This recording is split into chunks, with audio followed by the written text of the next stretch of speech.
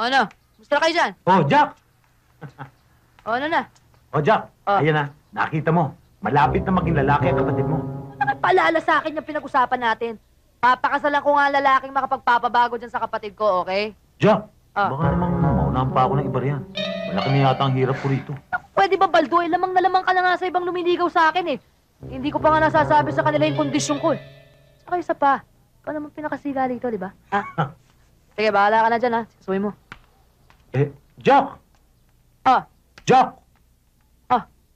Basta lamang ako, ha? oo sabi. O sige, natadaan pa ako kay Aling Guring. Makikiusap pa ako tungkol dun sa hulog ko, eh. Hindi ko pa nga alam kung ano nangyari sa trabaho ni Dad, eh. Sige, ha? Teka, basta lamang ako, ha? Oo!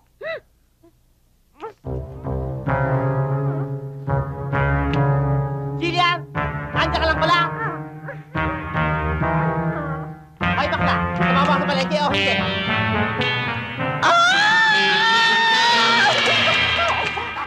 O, Dad, Oy, bakit ho matamlay kayo?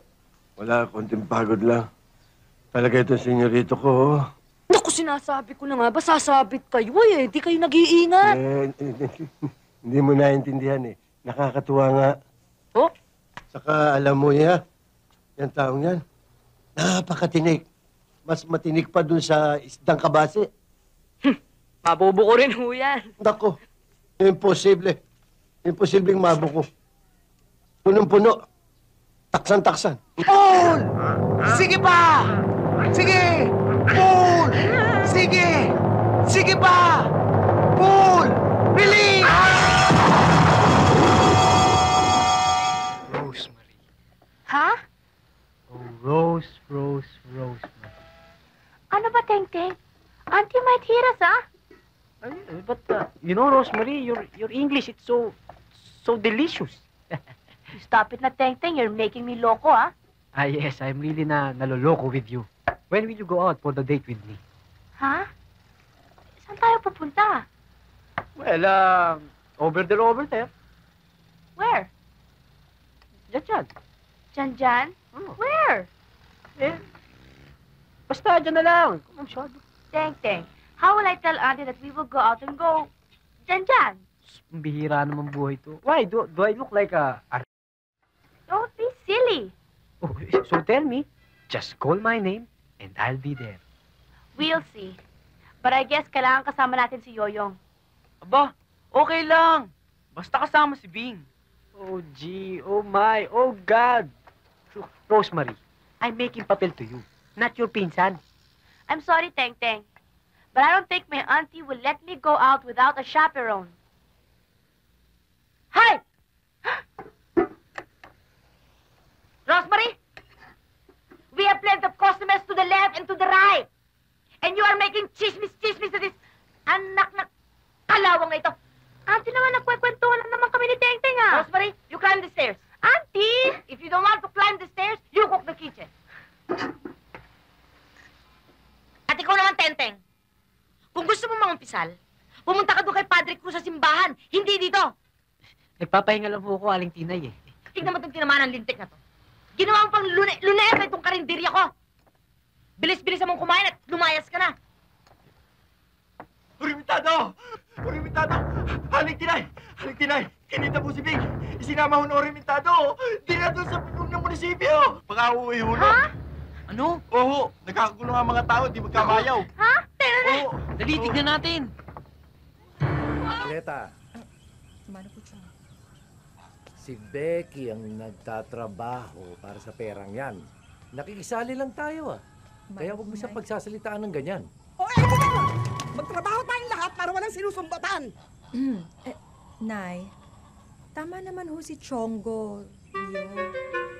Pero ho ni Becky yan. Siyempre, meron din naman siyang mga pansariling gamit na kailangan niyang bilhin. Bakla yan. Sige na, Becky. Bumili ka na ng lipstick, ng makeup, para naman kumanda ka ng konti. Wow, ha? Akala ko pa naman may mabuting na idulot yung pagbubuntis mo sa ugali mo. Para kang... Ay, eto ba? Eto na ba yung ama ng baby mo? Dado, lumibaw. Ay, Dado. Oh! Kukunin mo na ba si Mariana? O sige, kunin mo na. Nang makaluwag-luwag naman tayo dito sa bahay, di ba tayo, no? Oh, Di ba? Mariana, sabi mo dito tayo titira. Wala pa kasing sariling bahay si Dado eh. Ay, darling, dito ka maupo. Ika. Saging. Tay, pwede ba akong pumatay ng tao nang makabawas-bawas naman tayo dito sa bahay? What? Pwede. Tiisin mo. Kuya, na-imagine mo ba na mukha ng nanay ko yan? Hindi lang ng nanay mo, kundi pati ng ate mo. Ngayon, pati ng mo. Kawawa ka naman, kuya. Gusto mo, tumigil na ako sa pag-aaral at magtrabaho na lang ako? Gusto mo ikaw ang paluin ko sa mukha? Titigil ka sa pag-aaral? Ano magiging trabaho mo? Magiging magbabalot ka rin.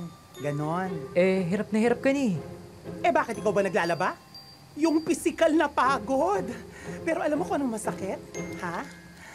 Yung masakit doon, yung hindi pinapahalagahan ng mga tao sa paligid mo, yung mga pinaghihirapan mo. Nakakapagod, di ba? Nakakapagod, nakakatawa. Parang gusto ko na magpahinga. Siguro ang nanay at ang ate, hindi nila nakikita yun. Pero kami ni tatay, mahal na mahal ka namin. Hayaan mo, mag-aaral ako mabuti. Pag nakatapos na ako, magtatrabaho ako para makapagpahinga ka na ng mapayapa. Sabi nga sa Ingles, may you rest in peace. Pinatay pa ako nito. Pumasok ka sa loob. Gawin mo yung mga sems mo. Rest in peace.